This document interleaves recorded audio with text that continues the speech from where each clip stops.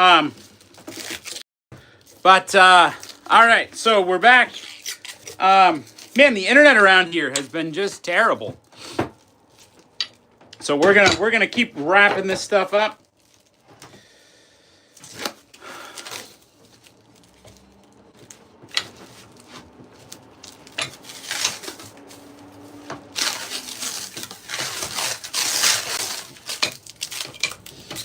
All right. Let's see. All right, so I got this bundle here. With this bundle, I got that Hudson Bay. That Hudson Bay 2-pound, great axe. I've got the Camp Carver. I've got my pack axe. And this is now packed up. Yep, we got the Hudson Bay, Camp Carver, pack axe, and the and I've got that saddle axe from Council Tool. Look at my shelf in the back, it's empty. I have my Masting Axe up there, and that's about it. I gotta pop that Masting Axe off the wall. It's zip tied right now because it's so bit heavy that it wants to fall off. So, all right, here's another bundle of axes. I got a lot of axes, man. Not as many as some people, and all of mine are users. All of mine except for maybe one or two. But, all right. This is a full circle moment for me. I remember when I kitted out this shop with all my stuff, and now we're moving. We moved here in March. No, not March. May of 2020, which, like, if you guys remember, it was like pandemic. It was like peak pandemic. That whole thing was starting off, and everybody was freaked out. And I moved down here, and I got into doing the kind of work that I do. What I do is I salvage logs, and then I mill them, and then build furniture with the lumber that I mill. The pandemic was like peak for that. It was amazing because trees still fell. We still had wind. We still had storms. And people still needed these trees taken out of their yard. And typically, it was the biggest of the big trees that people had fall in their yard. And then in my area, they'd say, hey, I need somebody to come pick this up. Because if a tree falls in your yard, there's no insurance for it. If it falls on your house, I mean, if you're going to have a huge oak tree fall, and you're strapped for cash, it's way better that it falls on your house. Because now you've got an insurance claim. But if it falls in your yard, you've got to have somebody move it on your own. Helco, Joey, absolutely, Helco, hands down. The thing is, neither of them are really great. I think both of them have some shortcomings. I want to get a pre-Cooper Tools Plum Tasmanian. I want to get just a really nice, maybe 19s or maybe 1920s Tasmanian. I want just a really, really nice one. But the Helco is better. The Arvika, I think, is a weird axe that needs to be redesigned. I think they need to make the cheeks a little bit thicker. They need to make it a little bit shorter. And they they need to just really work on that handle a little bit. The and I did a lot of work to my Arvika. By the time I was done with it, it was a darn good axe. What's up, Jamie? 1998. What's up, dude? But the thing is, after I did all that work to it, I kind of got sick of looking at it because I'm like, man, I spent $50 on this axe, and I had to do everything to it, and I didn't feel like it was a very good purchase. Like, it was a fine axe. It's just I personally felt like I way overpaid for what the axe was when I got it, and then by the time I was finished with it, I just couldn't get that taste out of my mouth. And so I sold it to a guy who's put it to work, and he likes it. But yeah, I tell you what, it's not like the old Tasmanians, which are thicker cheeks, more of a convex grind. Yeah, both. I question whether they both are truly a Tasmanian. Yeah, the Helco is closer, but I almost think the Helco work Tasmanian is more of, like, man, what would it be? I mean, it's a little bit more of, not a Dayton, because it's not really, it's kind of its own thing. That's what it is. I don't know what it is, but this Mast Axe is an axe that, I mean, I like this thing, but I cannot figure out how they used it. I can't figure out how this would be used in shipbuilding because it is so heavy and it is so tippy like that. I don't know. I went down a deep rabbit hole looking at shipbuilding catalogs from, you know, the 1700s, 1800s, and I still to this day don't know how they used this darn thing. It's like a New England pattern type mast axe, and this is all steel, so I don't think this is like a 200-year-old axe or anything like that. I think this is actually a fairly newer axe. I think it's a Douglas, made by Douglas, which was part of the American Axe and Tool Company. But yeah, man, I just don't know. This is so heavy. I tried joggling with it. I tried hewing with it. This thing, if you want a wrist workout, this axe will absolutely tell you that, hey man, your forearms are here and they're super sore because it's heavy. That's like 7 pounds. And we're gonna bundle that one up with a couple more broad axes here. I've got this guy. This guy's gonna go in the bundle. So let's see. I think I want him right there. This is an excellent broad axe. Excellent. I love this thing. It's cupped, so it kind of lips up. This is a right bevel broad axe. Which one do you think is best? Oh, between the Helco and the Arvika, Helco. Hands down. Okay, but here's the thing. I don't really love either of them. I mean, between the two, the Helco is better, but neither of them are very good. The Helco work handle is absurd. When you buy that axe, it is so thick, it makes no sense how thick it is. It is. I think you're better off if you really want a Tasmanian, go buy a real Tasmanian. Go to eBay and buy one from Australia or buy one from Canada. They all seem to be in Canada or Australia for some reason.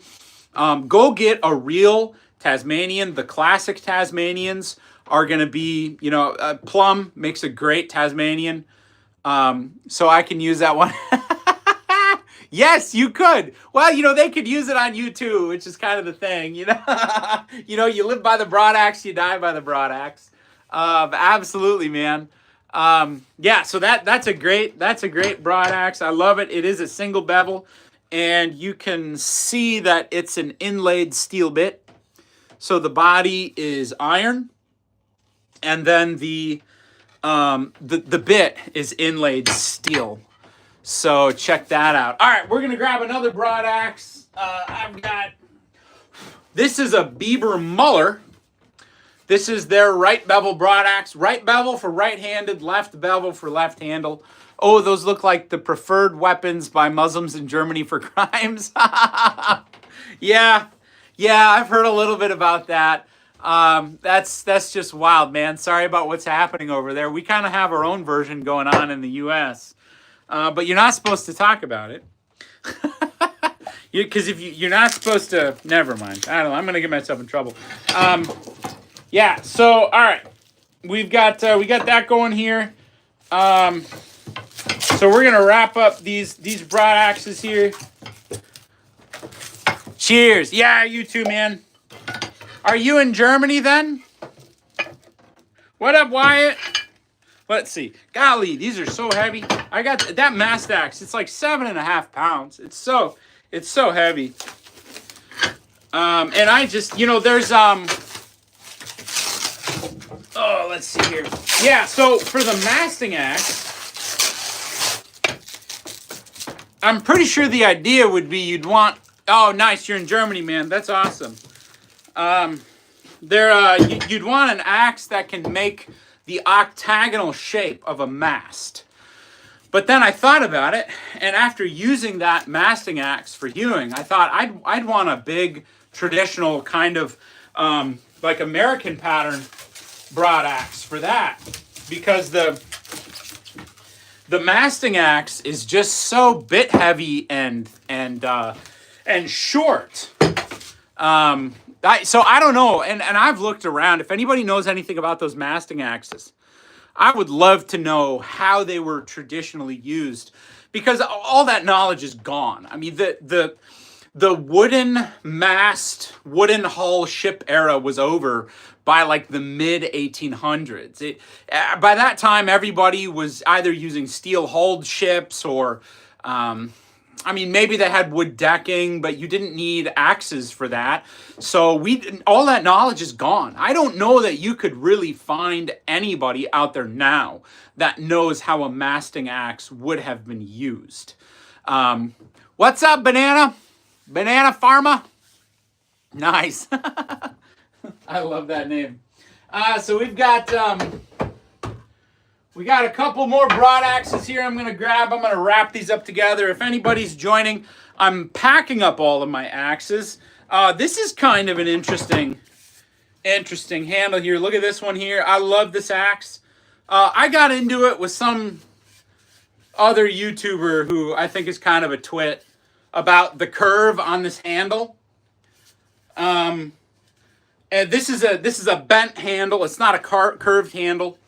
And I bent it intentionally the wrong way because it's a right beveled axe. And traditionally speaking, you'd want this bend to go this way, but I curved it that way.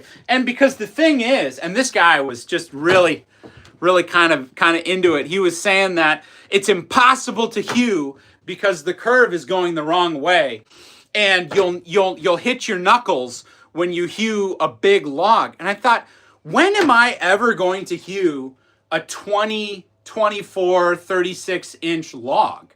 Like, potentially, you'd have an issue when you hew a log that's 3 foot in diameter, but that's not the length that I hew.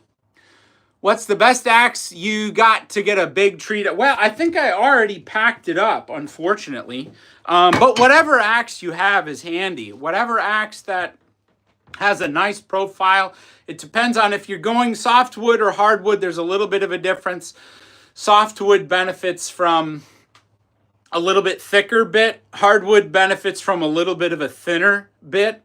And you know, so it depends on what trees you have around. But I like having a curved handle on a broad axe that's kind of bent the wrong way, because it really helps track plumb.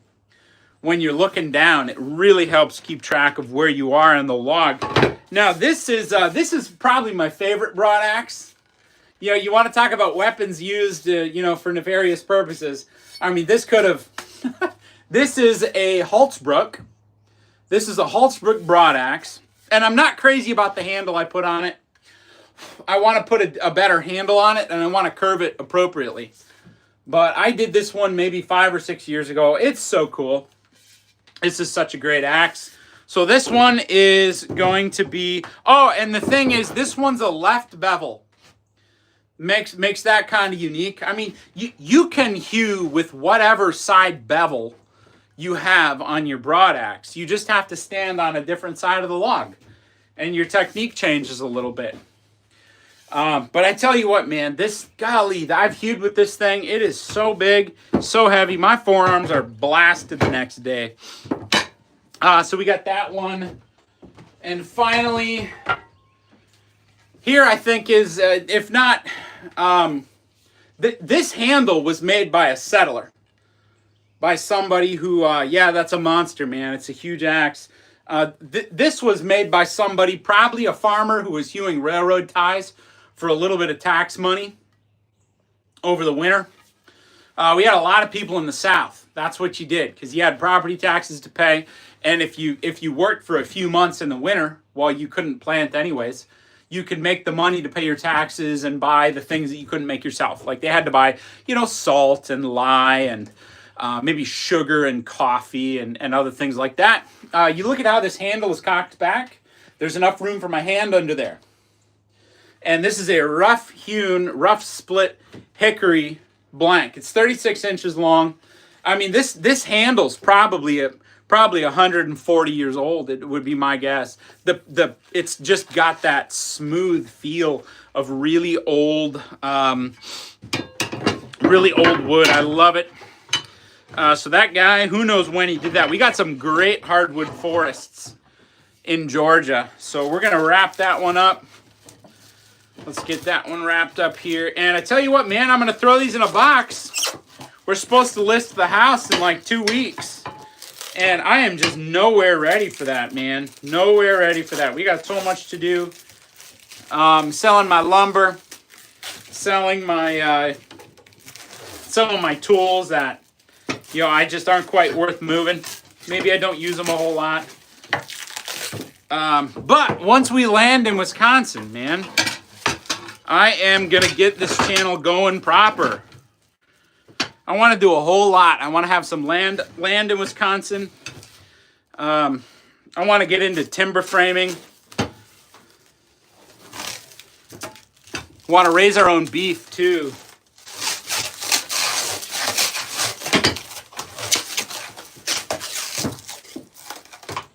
All right. You know, and for a long time, we've had, you know, chickens and goats, and we've had some kind of easier livestock animals like that. But I have really felt like I want to raise our own beef and as much food as possible for a long time now. You know, I just do not trust the grocery store anymore to give us healthy food, man. Okay. So here we go. Oh, that's heavy. Look at that.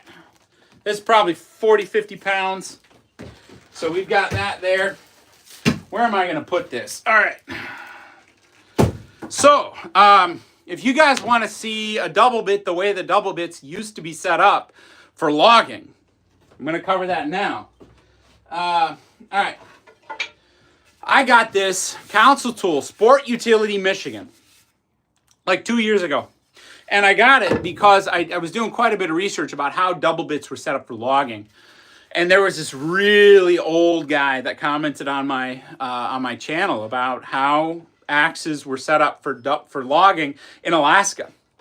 And he said he was one of the last axe loggers that still produced commercial timber. And he said that a double bit would be set up flat on one side and convexed on the other. That way, when you hew down your notch, I mean, you're really kind of hewing your notch. The flat side keeps you with a consistent plane, and then the convex still helps the chips fly off. And I thought, that's amazing. And I want to do a video about it because I feel like that knowledge is worth preserving. I'd never heard that. And I'd always wondered how those axes were set up. And according to this guy, that's how they did it in Alaska in the 40s. And the 40s, that's like the last of the axe logging days in America. They by the 50s, everything was gas powered. You know, they'd have donkey saws and things like that. That was about it for logging. But through maybe the 40s, maybe into the super early 50s, maybe a couple of operations were around the country.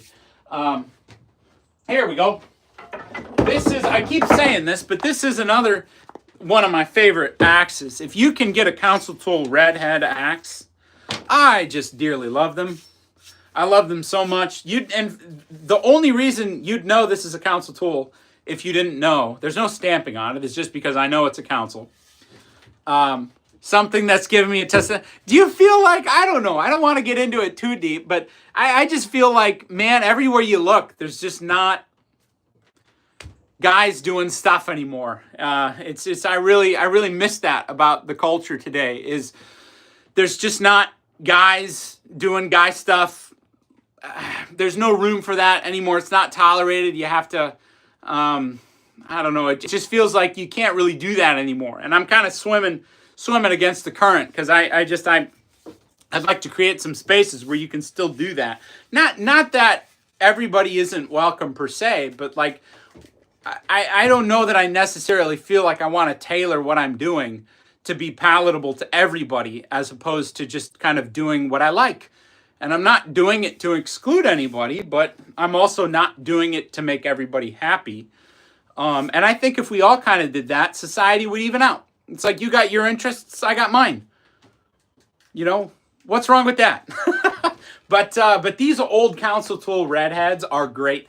My brother bought a flathead fire axe up in Anchorage, Alaska for like $40. A lot of these are new old stock. In fact, I think they're all new old stock at this point because the council tool doesn't paint them red anymore. But this is an excellent axe. This is a 36. I really like this 36-inch. I got one side set up convex, and I got the other side set up for felling. Or no, they're both convex, but one side's thinner. And that's what was so fascinating to me about what this guy was telling me about logging in Alaska in the 40s. They'd have a flat bevel on one side and a convex bevel on the other. And I thought, that actually makes a whole lot of sense. Because a convex isn't necessarily meant, it's not going to excel at, those kind of more carpentry tasks. And I call it carpentry, it's really felling.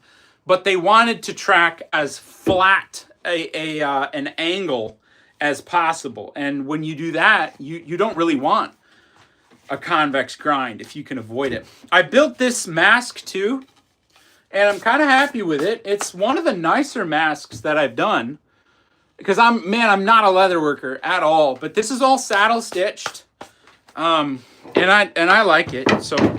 So we're gonna shrink wrap these up. Man, I tell you what, we're gonna go to the storage locker today, and we're gonna load these all up. We gotta get the house cleared out so people can take a look at it. And it's just, oh my gosh, I hate moving. We've moved about 10 times in the last 10 years. I can't stand it. I want to put down roots somewhere. Where are you guys all from? Where's everybody watching out of? We got 11 people on. And I know this is a Monday morning, so it's not exactly like peak live time. They don't need to sharpen as much. Yeah. Yep. So that's a good point. That would be another benefit. Yeah, exactly. I know, Joey. Nothing like moving to make you realize how many axes you have. And I have sold quite a few. But it's like there were some. You guys know how it is. You pick up an axe because it was a good deal, or maybe you thought you'd love it, and then you use it and you don't really love it, or maybe it's just, So I have a lot of those axes, and I've cleared a bunch of them out. Yeah, you wouldn't need two axes exactly. Yep, and the convex, the thicker convex side would be and it is kind of interesting actually, because maybe I would want a flat side and a convex side on my felling half of the double bit. I don't know. That's it. I tried to get a hold of this guy afterward, but YouTube makes it hard to follow up with comments. From Brazil, so we don't have this kind of content here. That's why I like American culture so much. It's the one you consume. Well, I hope you're getting the good aspects of American culture, because man, I tell you what, we put out some goofy stuff from America these days. It's just, so I hope you're getting the good stuff. Because, man, I don't know. There's some stuff that I watch and I'm like, wish we wouldn't be doing that, Okay, so let's see. This is a Grants Forest Brook Swamper. And I carved an Adirondack handle on it, which I thought was kind of interesting. I carved it because it was kind of a junk handle. Big knot here. But I've swung it and it holds up well. But check it out. I mean, this is the first Adirondack that I've done. And this is a corn syrup. Oh, yeah. Well, we got lots of corn syrup here. Yeah, so what was I saying? All right, so this is a Grants Forest, and it's harder than a coffin nail. It is unbelievable. On these old Grants Forest, they used to just put Sweden Axe. Sweden Axe. That's what they would put. And if you know that, you can find some Grants Forest that people don't actually know are Grants Forest on eBay and Etsy. Hey, thanks, Tom. Appreciate it. Yeah, it's kind of a nice one. This is like a 3.5. No, I think this is actually a 4-pound swamper. It's in decent shape. A lot of these double bits, somebody wailed on it with a hammer, trying to get the head off if they had to rehang it. And that hasn't happened here. which I'm really happy about. I got the old number 7. If you guys are looking for a good wood splitter, this old number 7 is excellent. I really like this axe. American cuisine is not very good for us. Americans only eat instant fast food and fast food. Yeah, and you know what? I tell you what, that's what a lot of people think. That American, are you selling your axes or just showing off? I'm selling some and keeping a lot of them. Most of them that I was going to sell are already gone. So these are all keepers for me now. But I tell you what, let's see, is that Doiskalo? If you think about it, the biggest export that we have, it's like Hollywood, and then after that, it's like our fast food restaurants. American food, where I come from, like American food or what you'd eat, I come from an area that's very German, very Czech. You'd have just really good, simple food. It's really in the last 20 or 30 years that our food became garbage. It wasn't always like that. Even you could go to McDonald's 30 years ago and get a pretty decent hamburger. It's not like today, everything's preservatives and it's just disgusting, and seed oils and all of that. So if you are buying American food in a different country, it's probably not very good, but that's not what we eat here. Some of us do, of course, but not the majority. Yeah, that's the council tool, old number 7. This is another Craig Roost design. Healthy food costs so much more than unhealthy, right? You know, my great grandparents ran a health food store in a small town in the middle of America about 100 years ago, and they had a saying: "The whiter the bread, the sooner you're dead." Now it's the the thing was, people looked down on food that was whole grain, healthy. They thought, oh, you're poor if you eat that. If you're rich, you buy processed flour, that you buy white bread if you're rich. Now it's the exact opposite. It's the processed garbage food is super cheap. And if you want some, and it doesn't make any sense. It doesn't make sense that the thing that requires less work would be more expensive, but it just is. I don't know. It drives me nuts. That's why I want to grow my own food. That's why I want to have my own cattle. I want to control my own beef. Like, if you think about it, your grandpa probably smoked and drank like a chimney and lived to 90 because he was eating real food. Now it's like everything's processed. It's all preservatives. It's all food dyes. That's one of the things that I really like about Europe and other countries is they don't let corporations get away with that nonsense. They just say no. Like, you can't do that. I know that it's cheaper for you to make food that way, but it's not healthy. It's going to give people cancer. Like, don't do that. Like, we could buy, and I don't want to get into a whole Europe versus America thing, but I think we could borrow a lot from how Europe treats their food. Sugarcane, the juice is great stuff, but refined it's not. Yeah, I love sugarcane. We have a farmer's market I can get sugarcane from, and it's so great. And the thing is, it's work. When you eat it, it's work. And so you have to break it apart. You have to chew it. There's this whole process that goes into it, as opposed to just shoveling a spoonful of like whatever Jelly Bellies in your mouth. A small half-acre farm. I grow my own fruits and veggies on. Oh, that's what I want to do. Here, yeah. So in Brazil, only white rice, beans with some mix, like steak salad. This is natural. Yeah, I tell you what, man, like beans and steak and rice like that, that's pretty good. You're getting all of your fiber and all of your other good stuff too. Yeah, we have I don't know what we're doing in America, man. Like, if I was dictator for a day, it'd be like the one thing that I would do, and then I would retire. Well, I do maybe a couple things, but one thing I do before I retire, I'd want to do it for like 24 hours. Would just be like, hey man, if you know this food gives people cancer, or if you know this chemical gives people cancer, it can't go in food. Like, boom. I would be the most logical, sensible dictator of all time. So here's another great splitting axe I like. This is the Forcible Entry Axe. And I smashed it when I was splitting with another axe. And so I actually repaired the handle, which I'm kind of proud of because it came out okay. I really like the handle. I didn't want to get rid of it. But I've rehung it twice. It's a great axe. This is my favorite splitting axe. I think it actually is my favorite splitting axe. The old number 7 is great too. Yeah, steak and rice or salad is great. Yep, absolutely. I got this ox head beast of an axe. This is okay. The only thing I don't like about it is the handle guard. When I slide my hand up to swing, I hit it, and it's like, every time I do it, it's just, but it's okay. It's okay. It's not too bad. You know, I'll survive. So we're going to get these wrapped up here. Yeah, man. So we're going to get all these axes set up, and we're going to Wisconsin. Wisconsin's a nice mix of hardwood and softwood. Wisconsin's a cool state. I'm really looking forward to getting there. I feel like there's going to be more room for me. You know, living in Atlanta, it's just a very urban area.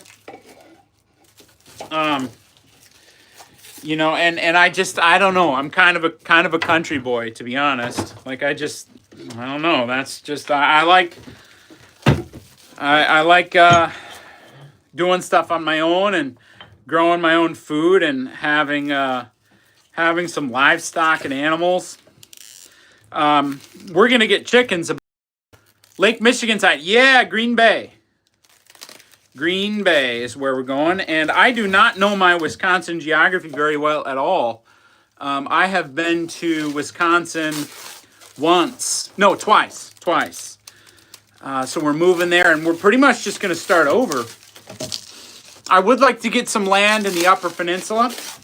I want to do a lot more camping and like real bushcrafting. Like outdoor boys style. I really like that. I have not done as much of that as I want to do, and I want to change that. So we're going to do that. I want to design some axes. I want to bring old heritage axe patterns back onto the market. There's a lot that I want to do in the axe world. I mean, and what got me started was this axe right here. This is the Coachmaker's axe. Let's see, we got some Lake. Problem is that everything here is extremely expensive. You pay $1 or $2 for canned soda. So here it would be 7, 8, depending on the place. Yeah, the healthy stuff is expensive, and it's all a psyop, isn't it? But what got me? Oh, Northwestern Pennsylvania. Oh, I need to go to Northwestern Pennsylvania and buy some of your tools. You guys have the best old tools there. But what really got me started on these bringing back vintage axe patterns, which is something I really want to do, is the Coachmaker's pattern. I had been after this axe for probably 10 years. I could never find a good deal on one. They're all coming from England, and they're all too expensive for what they are in the condition that they're in. And so I thought, I wonder if I could just have one made for me. And so I did lots of research on the Coachmakers, figured out the features that I liked best. Like, I really wanted to exemplify in this axe the best of the Coachmakers. And I think with this axe, I got it from a guy named Nicholas Downing up in Maine. And check that out. It's a 3-pound axe. It's so excellent. I carved the handle, but I would like to market these. I'd like to use small scale, really talented blacksmiths. I'd like to go to them and say, hey, what would it take for you to make 10 of these? Like, at what price would that make sense for you? And then work back from there. Because I'd want to not only give the consumer a really good heritage axe pattern, you know, because this Coachmaker, it's better than any carving axe I've ever used. It's fantastic. This is so functional. You can use it for hewing. You can use it for carving. If you're a woodworker, and it's just such a beautiful tool. When you have it, you feel good. You feel so good. And so I'd want to support small scale blacksmiths in doing this effort. I want to do the Coachmaker's axe. I want to do a bushcraft axe. I want to design a bushcraft axe that will just knock your socks off. And whether you're living in the wilderness, you're a full-time guy doing that, whether you're a homesteader or whether you're just a camper, I want to make an axe that's just perfect for that. So I've got plans. Let's see. All right. We got a Germantown axe here, talking about Pennsylvania. We got a Germantown axe here. These Germantowns are, listen to that. I can't really hit it hard enough with my fingernail, but this is ringing steel on these Germantown axes. We got an old Craftsman Hewer. And these are okay. I really like these Germantowns for those single beveled carpenter's axes. Here we go. I got a new version of those axes. This is a Vaughan. This is one of the last axes that Vaughan made while it was owned by Vaughan. So those are pretty cool. I keep doing that. Let me put that over here. Let's see. What else do we have? Wait, that just wants to go the other way. There we go. This is a pretty interesting axe. I like this one a lot. This is the Oberharzer. Like an anvil, nice steel. Yes, it is. This Oberharzer is great. I like it. It's the mountain axe. Look at that pattern. It's really great. The only thing I don't like about these Oberharzers is they are borderline. They're borderline designed to overstrike.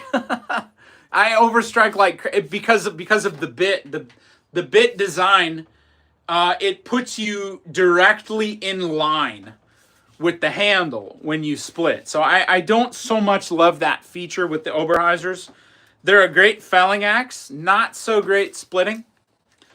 But you just, with some of this stuff, you just got to take the good with the bad. I mean, those Oberheisers are, I don't know how they would have been used. And part of the silly thing with axes now is you can get an axe from any country almost immediately, and you don't really know how they would have used it in the country where it comes from. And so I don't know. Maybe the Oberharzer would just have exclusively been a felling axe. Like I don't know. I love Bison quality. I'd like to do some stuff with Bison as a company. How much do you charge for fixed blade knives? Oh, well, so I don't really make knives for sale. Right now, I just make knives for myself. But maybe one day, I mean, if I was going to make knives for sale, I'd want to think about making some great patterns and some super good quality. There's a lot that I'd like to do with the YouTube channel that I just haven't had room to do. And once we get to our next place, I'm hoping to expand. I'd like to do all kinds of stuff. Never seen an axe other than the ones firefighters use. It's something that's not sold here. Oh. Never, okay. Yeah, so yeah, and that's kind of interesting. People come here and they want axe patterns that we have a lot of, and then we want to go to other places and get their axes. Like I've thought we should do like a Jersey Tasmanian exchange.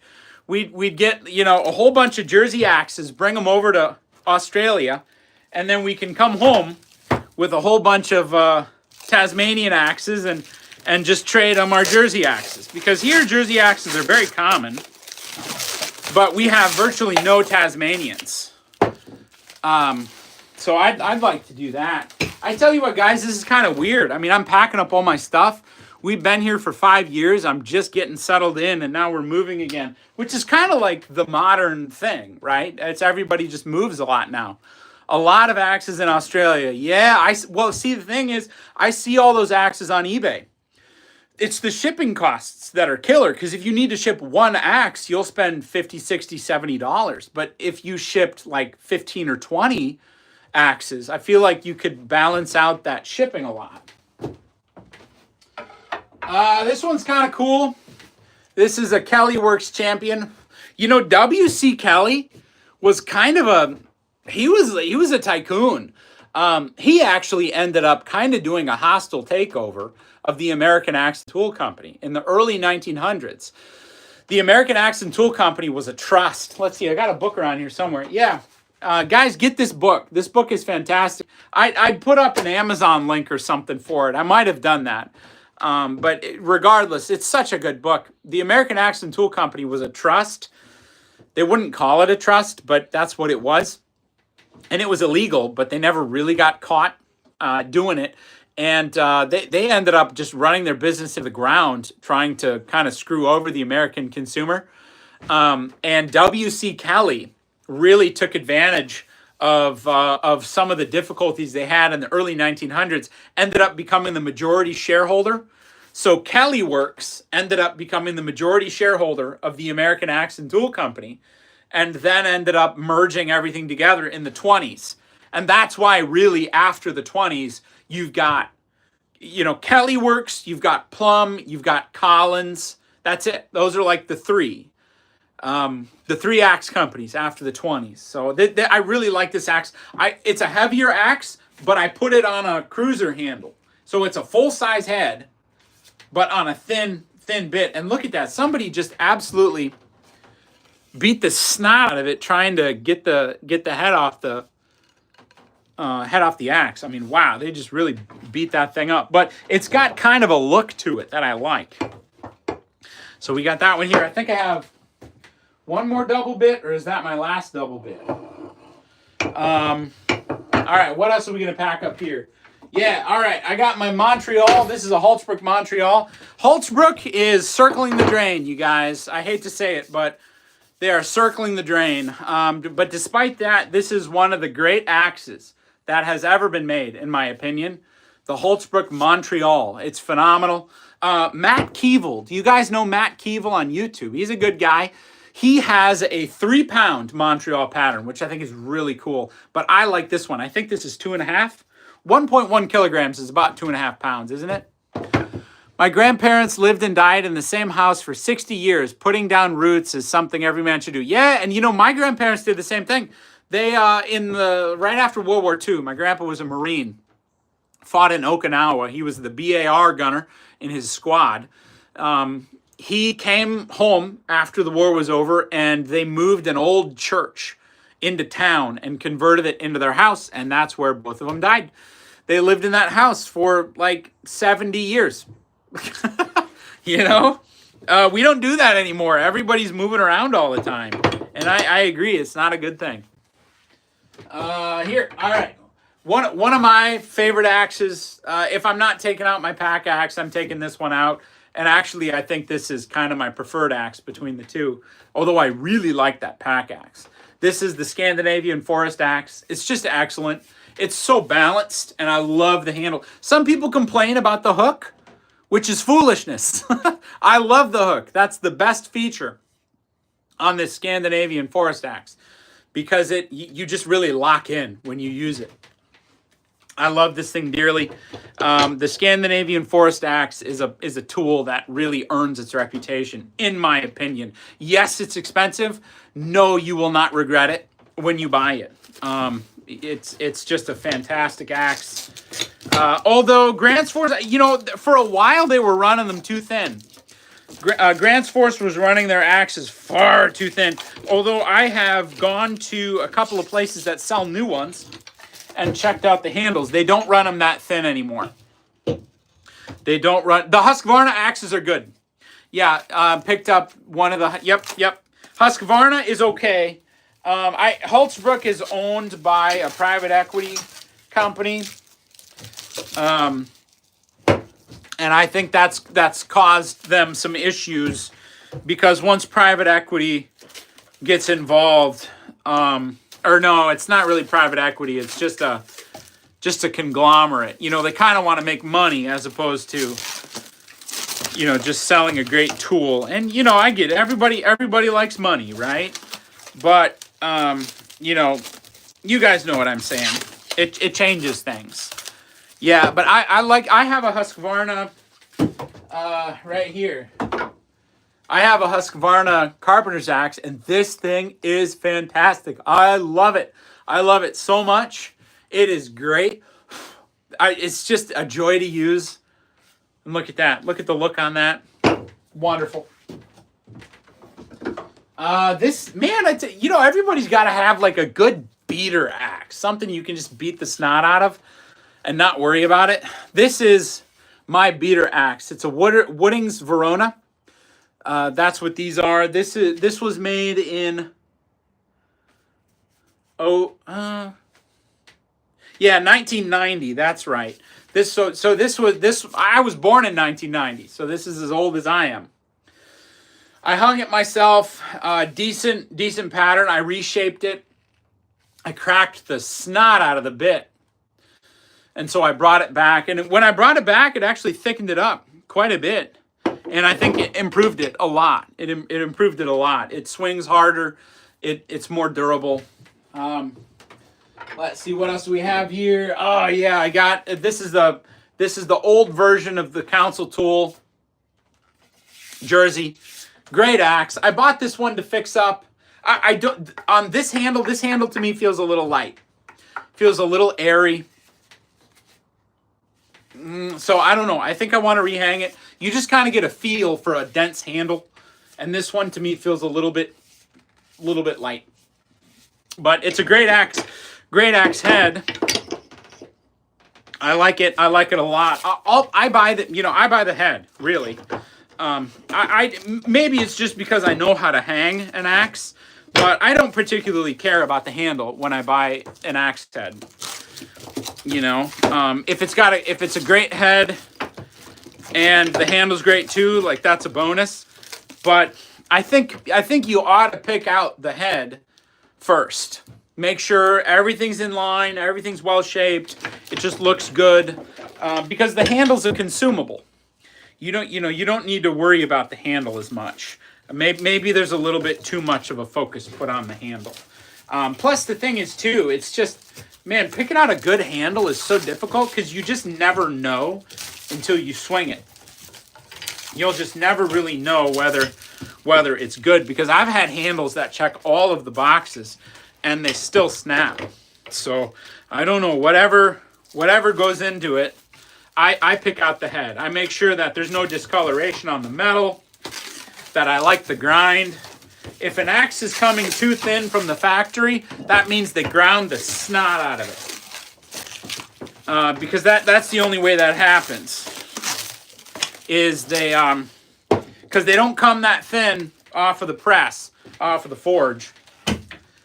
Man, look at that. Look at all these axes I got here. I'm going to show you.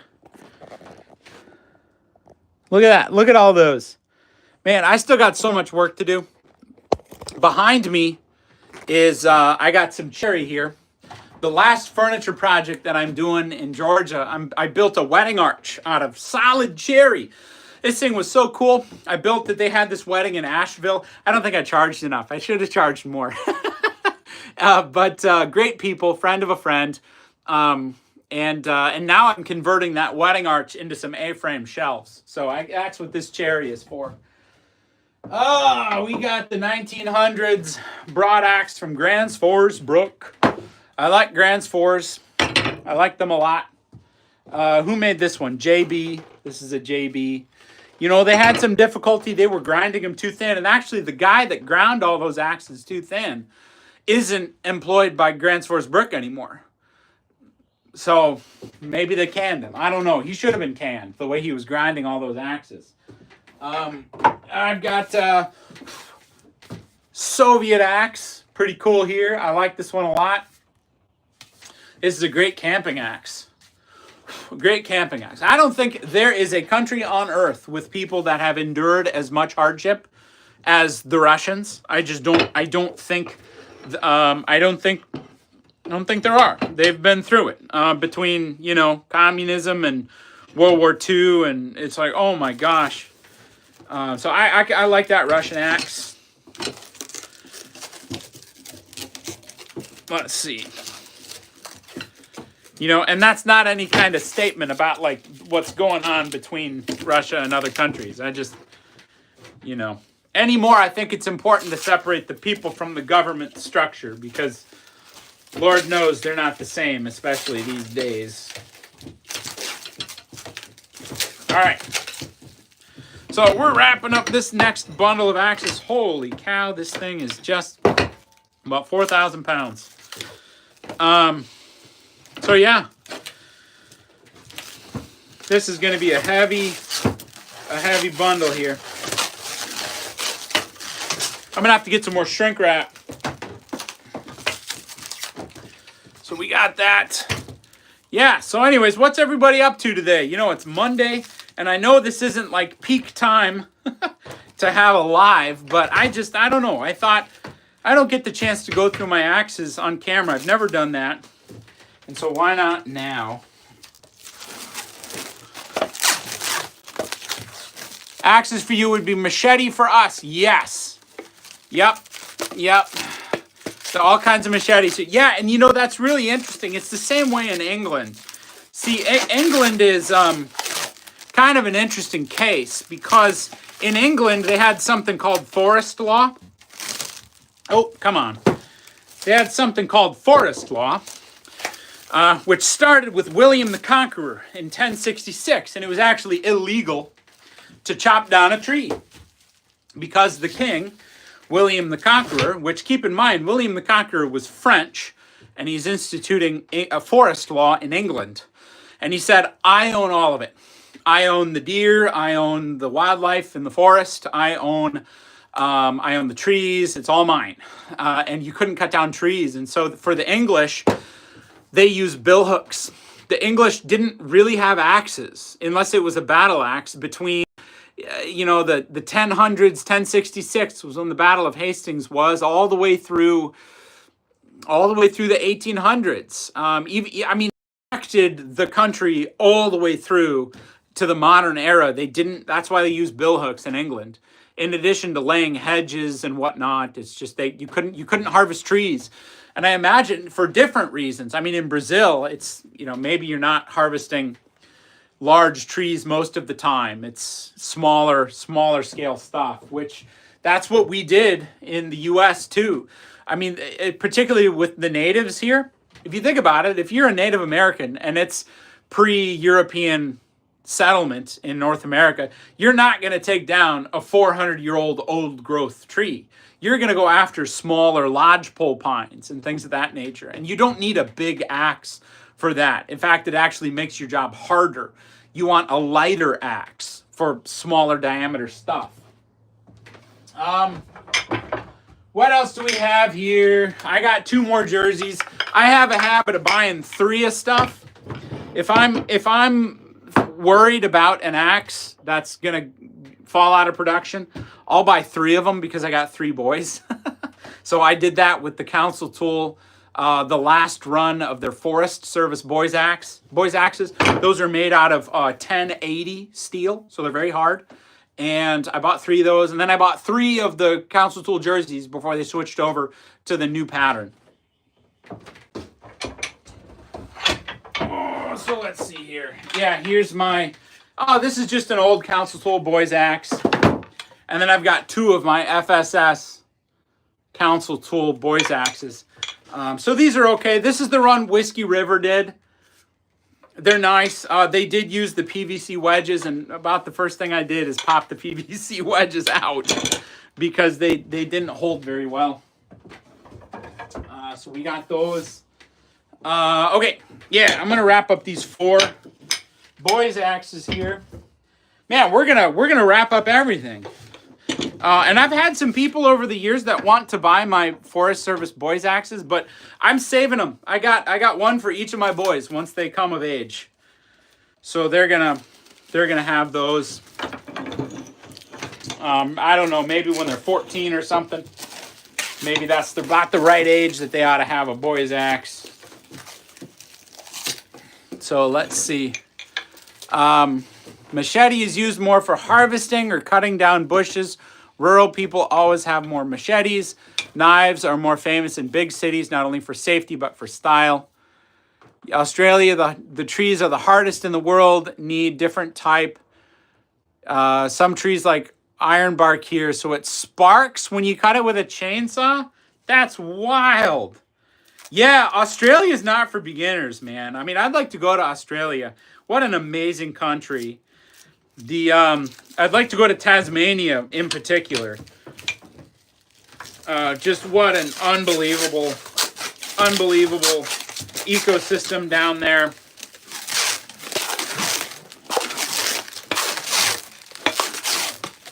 Yeah, you know what? I feel like the Aussies are very much culturally similar to kind of where I grew up. Yeah, it's fairly rural. I mean, totally different ecosystem, but like just as far as like the people and the attitudes, you know. Um, People that kind of like to be independent and maybe not independent, maybe self-sufficient, and they work hard. Anybody that does that, I feel like is pretty similar to where I grew up. Let's see. Yeah, you know what? This guy's actually been one of my favorites. I use this for camping.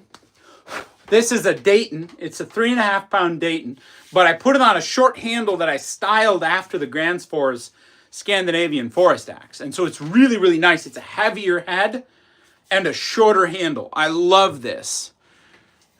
I used some iron bark for a piston once. Put it in and used copper wire for... No way! Are you serious? Like in an engine? In a 2-stroke engine? Oh my gosh, that's wild. That's... So you must have been really in a situation where you've got to get it working. I ended up with a hole burnt through, but the wooden piston got us to town. That's amazing. That's incredible. Wow. I mean, that's a good one to file away for later.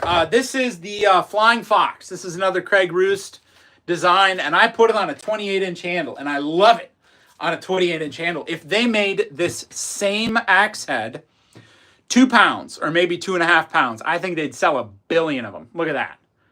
I just love it. Craig Roost has an eye for design that you just don't see anymore in the axe world. You know, you look at he didn't have to taper this pole the way that he did, but it looks so good. Wisconsin's a lot different from Georgia. A lot of snow. Yes. Yep. Wisconsin. And I tell you what, I'm ready for it. We've already got the mosquitoes out. It's been 90 degrees a number of days here where we are in Georgia. I'm ready for the snow, man. I grew up in the snow. I want to get back to it. I had to really adjust to the heat coming down here. The heat and the humidity it was a real hard adjustment for me. But yeah, I feel like I just now got used to it, and now we're moving. So we got this is another fantastic axe. I love this. Is my Gränsfors American felling axe. Awesome hewer. It's like a scaled up version of the Scandinavian Forest Axe. So that's just fantastic. I like Gränsfors a lot. I dream of seeing snow. It's very hot here. Oh man. Well, and I bet in Brazil, I bet our weather is a joke to Brazil. Brazil, from what I understand, is, I mean, wild. Very, very, like true rainforest. Oh, just about dropped my shrink wrap there. Yeah, so snow is great. Hey, Mud Dog, I'm in Wisconsin working this morning. Nice, man. That's really cool. What part of Wisconsin? We're moving to Green Bay. From Arkansas, the great state of Arkansas. That's awesome. I have actually, no, I've driven through Arkansas, but I've never spent any time there. I would like to one day. I really like the South. You know, I do. I'm gonna miss it. I'm gonna miss it when we relocate. There we go. Elk Grove Village. Okay, what side of Wisconsin's that on? Because Green Bay's, you know, well, you know where Green Bay. I don't know Wisconsin very well yet, though. I've been there twice. I know where Madison is. I've been to Madison. I've been to Green Bay. And that's about it. Above Chicago. Oh, very cool. You know, one of the things that I love about the Great Lakes region like that is you've got that corridor along the Great Lakes, you know, going from, you know, it's like Green Bay, Milwaukee, Chicago, this real cool cultural ring there. I really like that about the Great Lakes. And we got some friends that are moving to someplace in Michigan, and you can catch a ferry from Wisconsin to Michigan. Guys, I've almost got all my axes packed up. Look at this. That's as empty as it's been in 5 years. Unbelievable.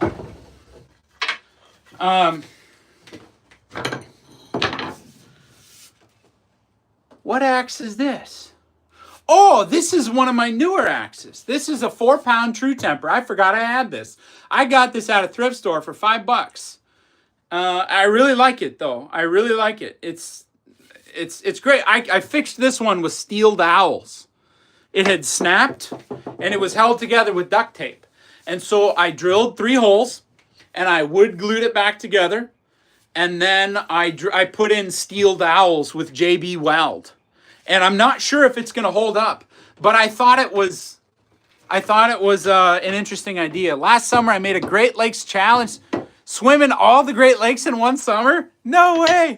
That's so cool. I love that. I got to do it. I love lake culture.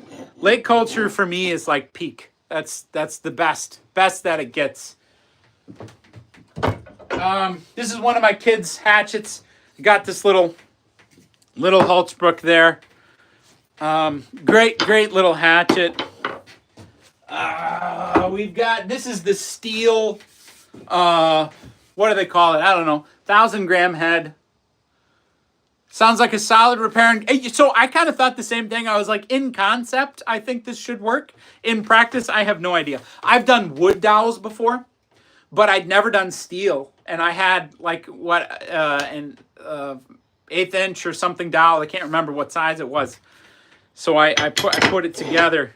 So I'm going to swing it a little bit and see if it holds. If only the water was warmer now. Yeah, well, that's the thing about the Great Lakes. I mean, I bet the Great Lakes are what? 40, 50 degrees right now? I mean, pretty... you got to be a tough one to swim in that. You know, that's the thing about Georgia. We don't really have lakes that get very cold. We have reservoirs. There's actually no natural lakes in Georgia. They're all reservoirs that were... Superior is cold no matter what time of year. Yeah, that's right. You know, the Edmund Fitzgerald is one of my favorite songs of all time. Oh man, I love that song so much. You know, and that's what they say about Lake Superior. She never gives up her dead. That's in the song. It's so cold that, you know. Yeah. But I have family in Duluth. And I like Duluth a lot. My goodness, Lake Superior. I mean, to call it a lake, it does. Really, all the Great Lakes doesn't do it justice. I mean, they're bigger than some seas. There are smaller seas around the world. Lake Superior is not. It doesn't play. It doesn't play around. 35 degrees here. Yesterday it was 10. Whoa, okay, so that's Celsius. So that's got to be like, what, 35 degrees is like 80? Something like that. I mean, yeah, that's hot. Yeah, Gordon Lightfoot, man. Sundown, you better take care. If I find you've been creeping round my back stair. All right, here's the newest axe I got. This is a Fort Meigs axe. This is made in India. It's kind of a crappy reproduction of a belt axe that they found at Fort Meigs in Ohio during the War of 1812. There was a battle there. Talking about making new axes, I want to make a good version of this axe. Like good steel, maybe a little bit bigger, slightly thicker pole, wider eye. This is a great concept axe, and this is like the long hunter era of American axe use. You know, you'd be a long hunter. You'd be in the woods for like a year, 2 years, more than that, hunting and getting skins. And if you're going to do that, you want to have a lighter axe, because again, you're not going to be taking down a 2-foot diameter tree. You're going to be working with lodgepole pines and smaller things. This is another great hatchet, Barbuta. This is the Barbuta, I think, from La Cogne. Go check out Emmanuel over there. He's a great dude. He's up in Canada. It looks like it needs a thinner French curve handle. Yep, absolutely. We've got, this is a cold steel Viking axe. This is kind of cool. It's very light. It was fun. It was very inexpensive when I bought it. And then we got this Rinaldi Tomahawk. So we're gonna wrap all these up. Maybe I'll wrap that up here. Man, and then we've just got the bottom shelf of axes. So my thought was, when we go to move these, I'm going to wrap them all up in canvas. Reminds me of a Nesmik Trio type axe. Yeah, Nesmik would have loved that axe. He absolutely would have loved it. You know, he was all about saving on weight. Let's see, I didn't quite get that the way I wanted to. Let's see, we'll get that down there. There we go. Yeah, the Nesmik Trio was great. The Nesmik era was fun. I enjoyed that. I wish it would come back. New to your channel, do you do woodworking, logging, or tool talk? So I do all of it. Right now, I have not gotten any wood in a long time because with the move coming up, I've been downsizing. But what I kind of built my channel on is, you know, splitting wood, getting, you know, harvesting logs that, you know, maybe a tree fell or somebody had a tree down and I can come in and buck it or saw it, you know, do things like that. I'm going to do that again once I get to Wisconsin. The channel's been kind of hard for me to keep up with over the last maybe 6-8 months because I can't go out and cut wood. I got rid of all my firewood a number of months ago. And so it's been kind of, you know, I want to keep it going because once we get to Wisconsin, I'll be doing stuff. But for the time being, I don't know. I don't know what the channel is right now. I can tell you what I want it to be this summer. But what it is right now, I don't know. It's just a good hang is what it is now. So what do you do, Muddy Dog? Do you have a channel? Do you upload to YouTube? I don't know. Yeah, so we got this guy wrapped up here. Oh my goodness. Look at this pile of axes I got on the floor here. Look at that. One of my sons counted them up the other day. I think I have 50 axes, which, I mean, for some guys is nothing. Let's see. We're going to go to the bottom row here. Little S-Wing. Two more Flying Fox. I use these Flying Foxes. I redo them and give them as gifts to people that buy furniture from me. So if somebody buys a table or a dresser or whatever, then and especially if it's like a guy, they like getting an axe along with it. If they're that kind of person.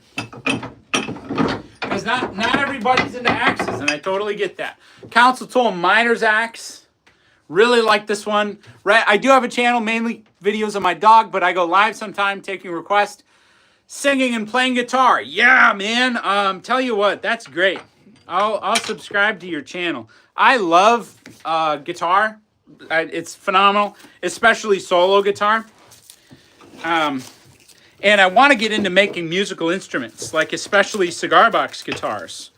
I've got a bunch of cigar boxes lying around here. You know, you can get a really nice cigar box guitar, or a cigar box for a guitar, for just a couple bucks. I got a great cigar box. Here, I'll show it to you. This is one of the nicest cigar boxes I've ever seen. Solid Spanish cedar in there. Woo! Smells awesome. I'm going to make a cigar box guitar out of that.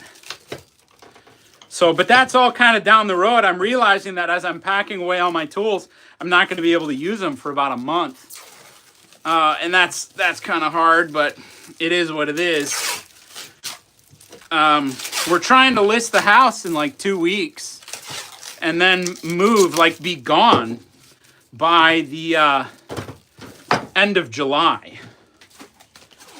So I don't know whether any of that's going to happen. But we'll see. Shrink wrap is my best friend right now because it protects the edge from cutting stuff.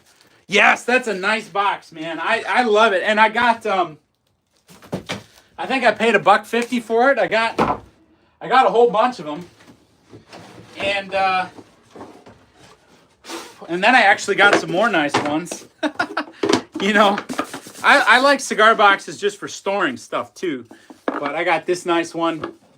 This is going to be a cigar box guitar someday. Let's see. And then we got...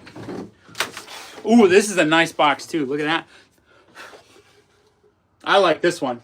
This one's solid. Not even plywood. It's just Los Statos Deluxe.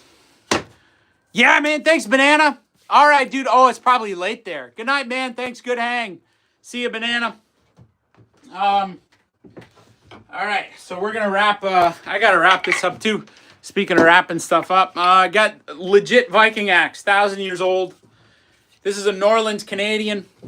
One of the best bushcraft axes ever made, in my opinion. The Norland Canadian. This one has, somebody put a massive step wedge in there and cracked the shoulder. So I need to rehang that one. But we got these here that I'm going to wrap up. And this one, a Chinese company sent this to me to review. And it's such a garbage axe. It's so bad. The steel is so hard. It is so unbelievably hard.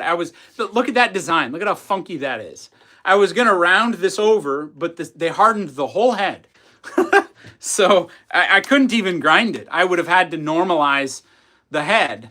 Yeah, many of that. And this is like a real live, legit Viking axe too. This came from Lower Saxony, which is northern Germany, as I understand it. Such a great axe. I'm gonna wrap this bundle of about five axes up here. My father-in-law got it for me. And you know, the thing is that you probably have an eclectic collection of axes. Yeah, dude. Yeah, I do. And it's gonna get weirder the more space that I have. But mine are all users. You know, I love using historic things. That's really my passion. And then what I want to do is take what I've learned using those historic axe patterns and make them available for people today. Because that to me would be just phenomenal. Because like you look at this carriage, this coachmaker's axe. This is peak design. Nobody will ever design an axe that does what this does better. Ever. It is just it's so perfect for shaping wood and making wedges and everything that you would need a coachmaker's axe for doing. And so I want to take axe patterns like that and make them available again. You know, if nothing else, just to preserve that knowledge. Because that knowledge gets lost. It's like with that mast axe. I don't know how I wrapped up a mast axe early in the live. I have no idea how that mast axe was used. And I can't find anybody else that knows how it was used either. So it's like that knowledge is gone. And I don't want that to happen with things like that coachmaker's axe. And the other thing too is it's better than anything else on the market right now. Like I would have such a high requirement for marketing an axe on the channel. I would want it to be better. I would want it to be historically rooted. And I would want it to be super competitive on price. Like that's the other thing. Like I wouldn't want to sell an axe for like $600. Like that doesn't interest me at all. I would want to figure out a way to make it not only accessible on price, but and granted, it couldn't be a cheap axe ever. Like it'll never beat like a mass-produced axe. But I would want it to be when somebody looks at that axe, they wouldn't think, oh, like that's ridiculous. Like I'd want it to be maybe a few $100 instead of like a $5 or a $6 or even, my gosh, some of these guys on YouTube now, they have axes that they're selling for $600-700. And that just doesn't interest me. Like I would want to buy the axes that I made if I didn't make them, you know? So I'll put it that way. Oh, I love this little axe. This is a little bison hand axe. You want to try and test the histories, designs, and then find the efficiencies there are and combine them into the best renditions of a super axe. Yes, exactly. You said it perfectly. Yes, absolutely. I would want to take, I want to take the best designs from history and use modern manufacturing techniques to bring those axes back. And I'm currently looking for blacksmiths to make me these coachmakers axes. And it's also a way for me of funding people who have those skills. Because I tell you what, there's never been a better time to commission an axe. Never. In human history, there's never been a better time. Because the guys that are blacksmithing today are so good. They're so good at what they do. Little Boy Scout. Plum National Boy Scout axe. Love this thing to death. Such a great axe. Let's see. And then, of course, I've got, this is a little mod. Harbor Freight. Little Harbor Freight axe. Made it kind of a Bill Nas type. Muddy Dog. Nice, man. Glad to have you. I'm going to subscribe to your channel, too. Don't let me forget. All right. So, let's see. I think I'm going to put these ones together. Oh, here's a gutter ads from Oxhead. This is a great little ads. I love it. It's fantastic. You're going to have to put a new edge on it when you get it. But that's not the worst thing in the world. I ended up putting a new edge on it pretty quick. You know, it comes like rough ground. And then you need to put a working edge on it. Which is the way all tools used to be sold. You'd get the rough blank. And then they kind of just assumed that if you're buying the tool, you know what you're doing. Or at least have somebody nearby that knows what they're doing, that you can kind of, you can use to get you where you need to go. Wow, this is so surreal for me that I'm packing up all my stuff. I can't, man, I don't even know when the shop was this empty last time. Look at that, you guys. All my axes. All of them, all packed up. So, here they are. I got to get these all moved to the storage locker. I think I'm going to wrap them up in a big canvas. But I tell you what, I'm going to sign off then. We got all the axes wrapped up, which is what I wanted to do. Thanks for keeping me company while I'm out here. It's great having all you guys out there interested in the same stuff. It's just excellent. So, I'm going to sign off then. And this was a really good hang, and I'll catch you guys on the next one.